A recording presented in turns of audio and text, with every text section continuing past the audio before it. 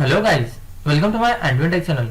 Today I am going to show you in this video how to make a file without extension on your Windows PC or laptop. So before going to start the video, if you are not subscribed my channel, please subscribe. So let's start the video.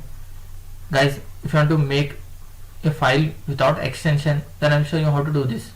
First of all, you need to right click and click on new.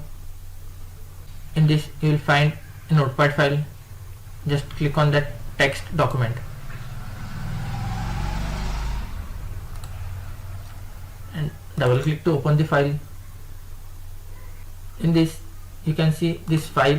Just click on that file and click on save as. Select wherever you want to save. In this you can see as save as type. Just click on that and select all files. You should enter inverted comma and your file name,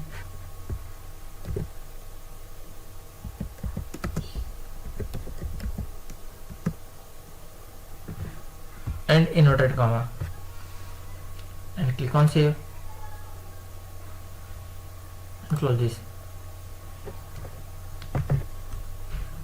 As you can see, the file has been created without extension.